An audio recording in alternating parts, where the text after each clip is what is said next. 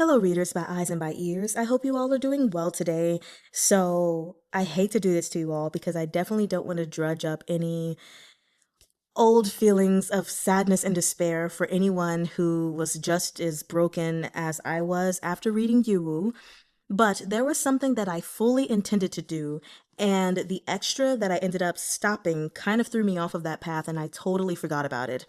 When I was reading the extra, I noticed that in the end of Volume 7 of Yubu, there was also an afterword, and I intended fully to read that. But I think after stopping the extra, that I totally forgot about it.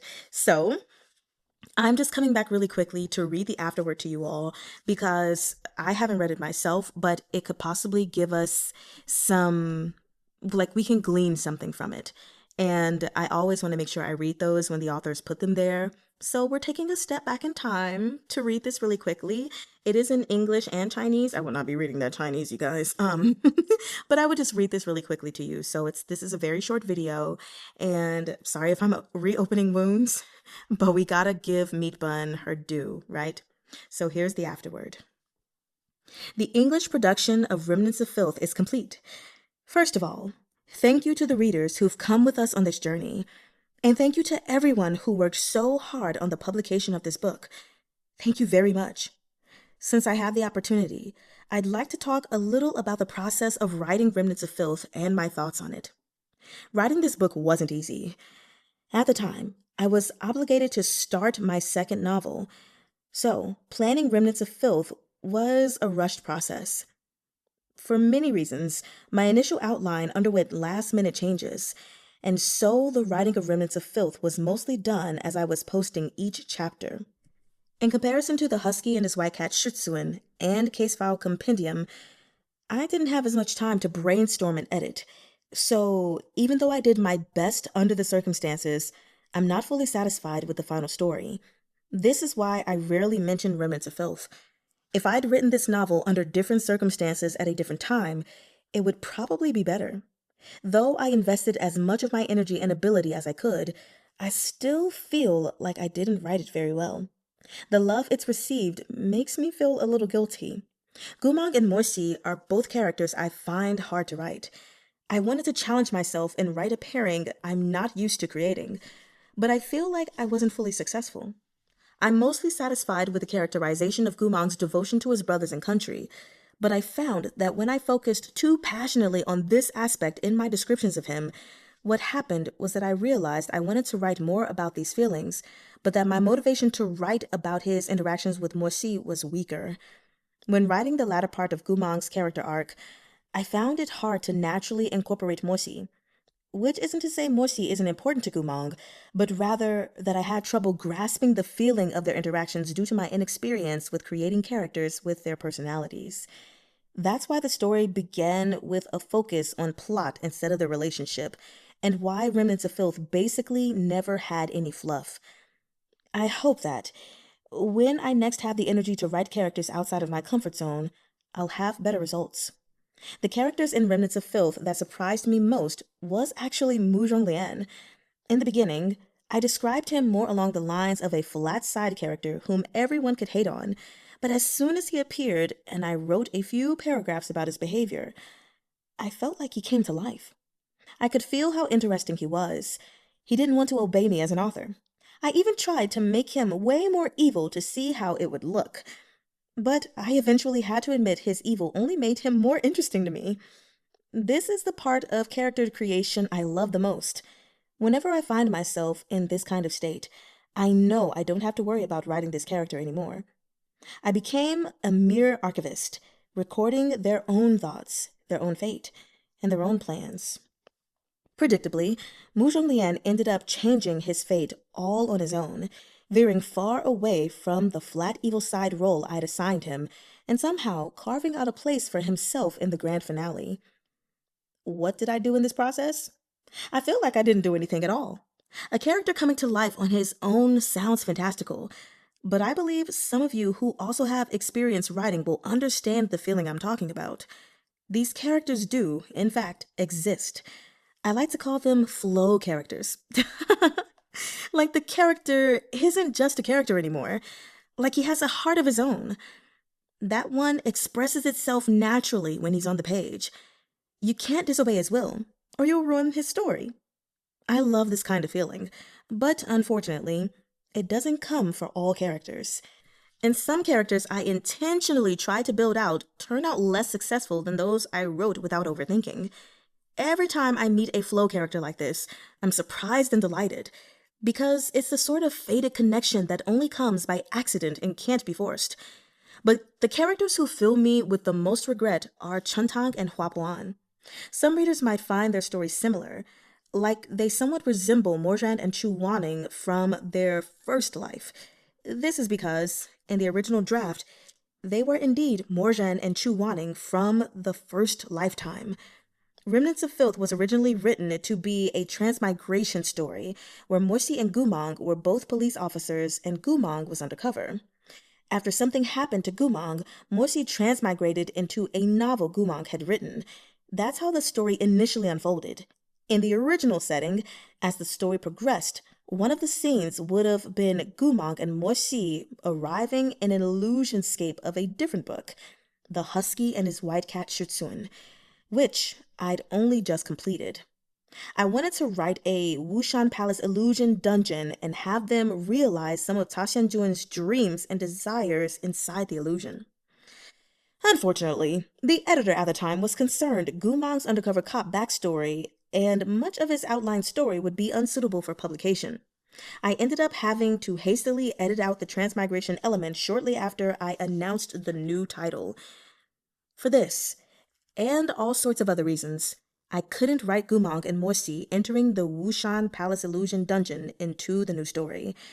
And as for these two missing yet important characters, I could only rework them a little. But because the structure of the story was already largely set, and so were their personalities, it wasn't possible to excise them entirely, nor change them too much from the original plot. That's why the characters of Chuntang and Huapuan ended up imperfect. I started out wanting to write Wushan Palace Illusion, Ta Xianjun's desires, but it very sadly turned into the original story the author wanted to write, the author's desires. I regret this a lot. In summary, Remnants of Filth was written under pressure. Both the timing of its serialization as well as everything that happened throughout was seriously awful. And because of the strain I was under, I was so stressed and tired my immune system collapsed, and I ended up in the hospital with shingles. In hindsight, I feel like successfully writing any story really does require a great deal of luck. Afterward, I wanted to build a pristine environment for my work, one that couldn't be impacted or influenced by anything. A state of flow is irresistible to authors. It's a wonderful, almost out-of-body experience. And I trust that those of you with a similar interest, one you love and invest time and energy in, also have felt that kind of dissociative state. Maybe that's the state of mind most loved and treasured by all creators. And to me, entering it requires a separation from all outside influence and freedom from any restrictions or distractions. These are my hopes and wishes for all my future creations. I hope to continue writing like this forever. I hope I can answer my next challenge with something I'm satisfied with and create a better journey of imagination for my readers. Thank you again to all my readers. And another thank you to those who worked on this publication. Thank you very much. I wish you happiness and joy every single day. 收饱不吃肉. October 9, 2024. Okay. So I thought that I was just going to read this and that was going to be the end, but oh my God. The revelation about Remnants of Filth. So, okay, I've heard people say that this was basically her least favorite of the three stories that she's created, but now that I'm reading it, I have insight as to why. I did not know that Meatbun was under a lot of pressure when writing this and even had a completely different outline, and that it was going to be a transmigration and supposed to be connected to the husky and his white cat Shutsuin, which is just like crazy. And honestly, I think I would have loved to see that, especially knowing that the characters Chuntang and Huapuan were supposed to be Ta Xianjun and Chu Wanning. Like, holy crap. that makes a lot of sense, you know? But fortunately, I mean, we do get some ties to the husky and his white cat Shih even though, they're never mentioned. Like the characters from either of the novels are not mentioned in the other novels. But it sucks to know that she was under a lot of pressure, and even the editor was like, yeah, I don't think this story that you have for Gumong is going to sell. And maybe it wasn't. I mean, the editor's job is to edit and help authors and stuff like that. But it is kind of sucky, I know, when you're creating something and then someone tells you this isn't going to sell well, like we're not in the market for this. Like the same thing happened with me when I wrote my memoir. I submitted it to several publishing companies, and I remember once sending a message back to me basically saying like, thank you for your application. This is a very beautiful story that you've got going for you, but with the economy of book publishing that we're in right now, we don't think that your story would sell, basically. And I was like, well, dang. Okay. But I didn't change mine. I'm also not part of a publishing company, so that's whatever. And I ended up just self-publishing it because I'm like, the important thing is to get this out to those who need it whenever I come across those people, not necessarily to make a living off this. So my circumstances were different, but still, I definitely understand what Meatbun was going through.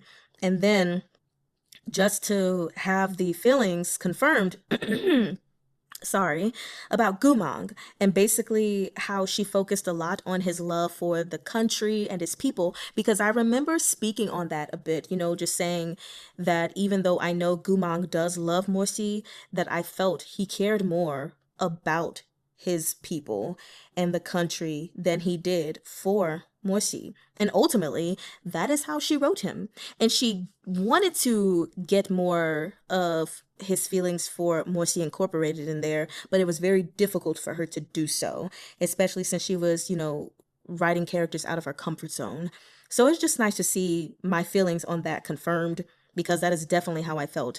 Is definitely Morsi cared more about Gumong than Gumong cared about Morsi, even though he did care greatly about him, but he cared more about his purpose in life, which is totally fine, actually. The most important person in the world is yourself. And at the end of the day, if there is a dream and a goal you have, absolutely no one, not even the person you love, should stop you from achieving that.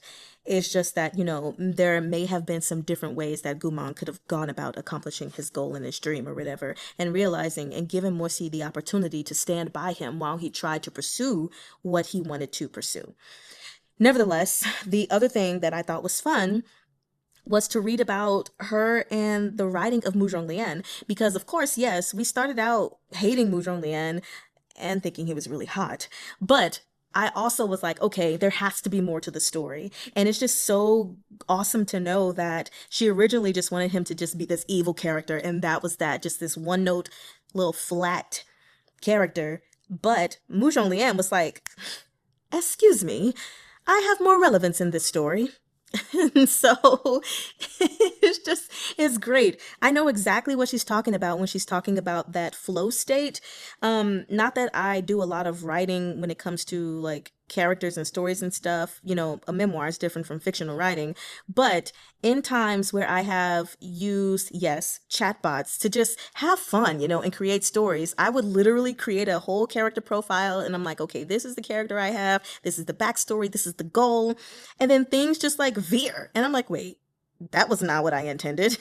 But also for my personal realm of expertise, in music writing and stuff that I did before, it's just like sometimes I would just be in a moment where the ideas were just coming and coming and coming. And it was just like this experience where everything else faded away and the music came to life. And by the time I finished, I'm like, how did I do this exactly? What just happened? So I get that whole flow state. That's for any creator, no matter what you're creating, how you're creating, if you're creating with the purpose of selling, or if you're just creating to have fun, or creating for a mixture of both. It's a wonderful place to be in, honestly. And no, we can't always be in it, but again, it's a wonderful place to be in. So it was just nice to know that she had that for Mu Zhonglian's character. And yes, he is the character that took me most by surprise. And arguably, I think I said he was one of my favorite characters because of how his whole life just, like, his whole story was just amazing, you know? So, anyway, as I said, it was very nice to just get insight onto her thoughts about Remnants of Filth, what her original plans were, and everything like that. And I do look forward to finishing Arha again and then reading Case File Compendium whenever I get to that.